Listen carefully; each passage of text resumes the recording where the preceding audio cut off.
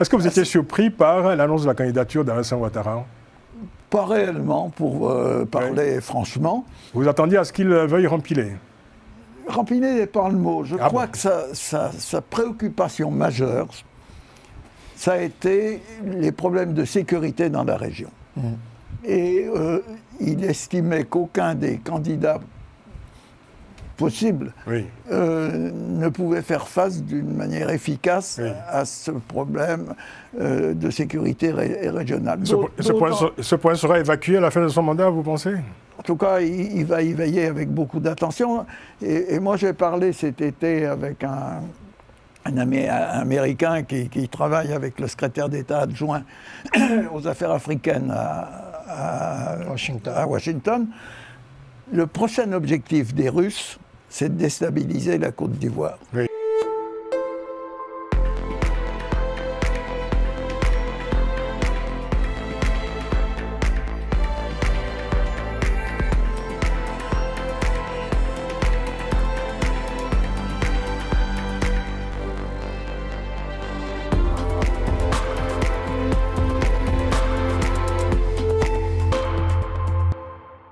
Avant d'aborder ce sommaire, quelques mots sur l'actualité électorale en Côte d'Ivoire, où l'on connaît désormais les noms des candidats retenus pour la présidentielle du 25 octobre prochain. 5 candidats validés par le Conseil constitutionnel. Il s'agit de Alassane Ouattara, président sortant, Henriette Lagou Adjoa, Simone Eyivé Gbagbo, Jean-Louis Eugène Billon et Awa Don Melo. Alors, je me tourne vers vous, Alfred. Ce verdict du Conseil constitutionnel est diversement apprécié et diversement commenté, bien entendu, notamment à cause du rejet des candidatures de certaines figures de la vie politique. On pense tout de suite à Tidjane Thiam, le patron, le leader, le président du PDCI, Laurent Gbagbo, leader du PPACI, ou encore Afin Guessan du FPI. Quel regard avez-vous porté sur ce verdict du Conseil constitutionnel? Alors, moi, ça ne m'a pas surpris du tout, notamment par rapport à Gbagbo, Laurent Gbagbo et Tidjane Thiam. Ils étaient déjà disqualifiés par la commission électorale, mais ils se sont maintenus par principe pour aller jusqu'au bout et le Conseil constitutionnel a tranché justement dans ce sens-là. Alors, la surprise est venue de Afin Guessan. Parce qu'à un moment donné, on nous l'a vendu ou survendu comme le candidat qui allait mettre à mal Alassane Dramane Ouattara. Alors la surprise est venue du fait qu'il n'a pas eu les parrainages, semble-t-il, suffisants pour que sa candidature soit maintenue.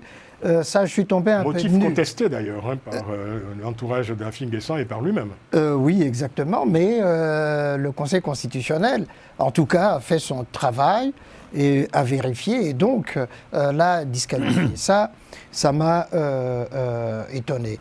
Pour le reste, que Simone et Yvette soient qualifiés, c'est très bien.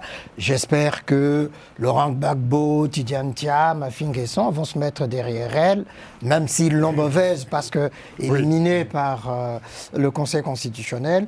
Je pense effectivement qu'ils vont se ranger derrière elle. Vous avez une approche bien optimiste en tout cas. Ah, ben écoutez, ils n'ont que ça à faire puisque... Ah, mais ça, il faut le leur dire. Parce que, au fond, Billon est très léger. Billon est très léger comme candidat. Vous n'allez pas faire l'élection avant. Non, mais surtout qu'on est quand même dans une crise, je dirais, larvée, diffuse en tout cas en Côte d'Ivoire, puisque Laurent Gbagbo a reçu ce jeudi quelques leaders, notamment Afin Guessan, avec quelques consultations pour se mettre d'accord sur la conduite à tenir face à cette décision du Conseil constitutionnel. Donc voilà, on est quand même, je dirais, dans un nouveau psychodrame en Côte d'Ivoire dont on ne connaît pas encore l'issue. Je ne crois pas qu'il y aura un psychodrame, mais ça c'est normal que ces leaders écartés puissent se concerter entre eux pour trouver la stratégie justement pour, au moment des élections, soutenir un candidat ou une candidate. Oui. Mais donc pour vous, la messe est dite, en tout cas pour le Tidjane Thiam par exemple? Oui, non, c'est terminé ça. À 2 reprises, il a été recalé, donc je ne vois pas par quel miracle du Saint-Esprit il va revenir dans le jeu. Les Ivoiriens apprécieront votre commentaire. Gratien Okindekiza. Oui, moi ce que je déplore, c'est que que ce soit Gbagbo ou Thiam, ils savaient bien qu'ils n'allaient pas passer. Ils auraient dû préparer quelqu'un d'autre, un jeune, ou bien longtemps, pour que la personne soit capable d'affronter. Il y en a un d'ailleurs, c'est M. Awad Dombello, qui s'était présenté, qui parlait, lui, d'une candidature de précaution au cas où Laurent Gbagbo n'aurait pas été retenu. Mais il a été d'ailleurs aussitôt exclu du parti PPA. Oui, voilà. C'est ça le problème. Ils auraient dû, dès le départ, ils ne devaient pas forcer. Ils savaient bien que Ouattara n'allait pas lâcher. Ils auraient dû préparer bien longtemps quelqu'un ou des personnes afin d'affronter Ouattara. Et ce que je pense, ce qui serait bien, les candidats qui pouvaient, disons, challenger Ouattara, on peut dire qu'ils ils ne sont pas sur la liste. Mais il y a d'autres, Gbagbo et Thiam. Mais on peut se dire qu'il y a d'autres qui peuvent émerger, espérant que les élections vont être libres et démocratiques, pour que vraiment, s'il y a quelqu'un qui peut, ça peut être dans plusieurs pays, par exemple, il y a quelqu'un qui peut émerger, ils peuvent battre Ouattara. Donc, émerger, la liste, elle est bouclée, la liste. Hein. Non, la liste, elle est bouclée. Je veux dire, émerger dans le cadre des urnes. Ah bon? Oui. C'est-à-dire pour battre, par exemple, Ouattara, si jamais il n'y a pas de tricherie, les élections se passent en bonne et mais ça veut dire quoi, émerger dans les urnes? Parce qu'il y a une liste de candidats. On va pas, un candidat ne va pas surgir des urnes comme ça. Non. Parmi les candidats, il y a certains, par exemple, on peut se dire, ils n'ont pas de chance de... Ou éventuellement, on sait bien que les dernières lignes, lors de la campagne, il y a des gens qui peuvent, disons... Non, mais il n'y a pas de gens, il y a une liste qui est arrêtée. Oui, justement. Au niveau de cette liste, justement, il y a des candidats, parmi ces candidats... qui peuvent devenir de redoutables challengers, c'est ça? Oui, mais encore faut-il que les élections se passent librement, qu'il n'y ait pas des tricheries comme ça se passe dans certains pays. Non, mais là, je ne crois pas. Je pense effectivement... Je ne crois pas que ça va être libre. Si, ça sera libre. On va finir le tour de table, si vous voulez bien, professeur. Maître Jean-Paul Benoît, quel regard vous portez-vous sur cette liste? Vous qui connaissez bien la Côte d'Ivoire. Hein? Oui, je vais porter un regard. Vous avez eu quelques surprises quand même, vous, ces dernières semaines ou pas? Non, je suis comme mon vis-à-vis, mon cher professeur, je ne suis pas totalement surpris. Comment on vous a pas vu depuis un bon moment quand même dans ce studio et sur ce plateau? Ça fait un mois et demi, je vous manque à ça. Il y a une question à laquelle j'ai pensé pendant tout l'été, en pensant à vous. Est-ce que vous étiez surpris par l'annonce de la candidature d'Alassane Ouattara? Pas réellement, pour parler franchement. Vous attendiez à ce qu'il veuille rempiler? Rempiler n'est pas le mot. Je crois que sa préoccupation majeure, ça a été les problèmes de sécurité dans la région. Et il estimait qu'aucun des candidats possible, ne pouvait faire face d'une manière efficace à ce problème de sécurité régionale. Ce point sera évacué à la fin de son mandat, vous pensez? En tout cas, il va y veiller avec beaucoup d'attention. Et moi, j'ai parlé cet été avec un Américain qui travaille avec le secrétaire d'État adjoint aux affaires africaines à Washington. Le prochain objectif des Russes, c'est de déstabiliser la Côte d'Ivoire.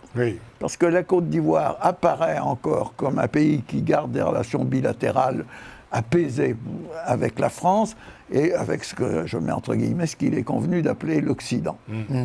Donc cette élection va se dérouler calmement parce que les Ivoiriens n'ont pas réagi violemment à l'annonce de cette décision. Gbagbo et Thiam savaient qu'il avait des problèmes pour être candidat. Thiam connaissait la loi de 1964. C'était à lui de prendre les précautions nécessaires pour que sa candidature ne soit pas juridiquement contestée et contestable. Et je pense que l'élection va se dérouler calmement parce que les Ivoiriens n'ont pas envie de se battre. Parce que la présidence de Ouattara, malgré toutes les critiques qu'on peut faire à tout gouvernement, a quand même été une présidence apaisée, avec des investissements majeurs, des actes de développement importants, une armée réorganisée. Donc c'est un pays qui a vécu... Vous admettrez quand même que les oppositions ont une autre lecture de ce bilan.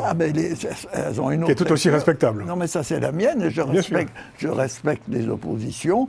Maintenant, je pense qu'en plus, après le scrutin présidentiel, il va y avoir un scrutin législatif. C'est ça. Et les partis politiques pourront se présenter tout à fait librement. Et il y aura un Parlement, enfin une Assemblée nationale, où l'ensemble des forces politiques ivoiriennes sera représenté. Donc, je pense que cette élection va se dérouler dans le calme et la sérénité. En conclusion... Oui, je suis tout à fait d'accord avec Jean-Paul. Je dis, l'erreur de Gbagbo et Thiam, c'était de ne pas envisager... D'anticiper. Non seulement ça, mais... le fameux plan B, quoi. Le plan B. Exact. De ne l'avoir écarté du revers de main. Mais je pense effectivement... Oui, mais c'était un choix politique aussi de la part de l'écarter. De... Oui, tout à fait. Mais parce que... Pourquoi? Parce qu'ils sont encore dans cette logique des pouvoirs en Afrique. Je suis fondateur, créateur d'un parti politique, je l'incarne. Oui. Si je n'y suis pas, personne d'autre. Le PPACI. Non, je veux dire pour le PPACI. D'accord. Pour le PPACI. Okay. Et même pour le... Ça va aussi pour Ouattara. Ouais. Non, pour le RDA. Ah oui, parce que lui aussi se dit qu'il est irremplaçable. C'est ça le problème en Afrique. Donc voilà. Tout le monde se dit irremplaçable. Oui, n'est-ce pas? Mais ça va bien se passer. C'est un vrai sujet. Oui. Vous voulez dire un mot, ce moment? Je trouve que c'est juste dommage qu'on en soit là encore, en Afrique, dans certains pays, que ce soit la Cour qui décide des candidats que le peuple doit choisir, quoi. Ça me ramène à ce qui s'est passé au Sénégal. J'ai fait le parallélisme, mais surtout en 2019, moins en 2024, même si on a eu les mêmes soucis, quand Macky Sall éliminait Karim Wade et Khalifa Sall, parce que c'était ses vrais challengers. Sonko était un outsider qui montait, mais ce n'était pas le vrai concurrent de Macky Sall. Quand il les a éliminés, quand il avait fait le parrainage, et qu'une bonne partie avait été éliminée via le parrainage, et finalement, même le nombre de candidats, c'était 5, comme en 2019 au Sénégal. C'est ça. Donc, il s'était inspiré, Macky Sall, de l'élection précédente de Ouattara. C'est ça, exactement. Oui. Donc aujourd'hui, on a l'impression que le cycle continue en Côte d'Ivoire et dans d'autres pays africains, et c'est dommage.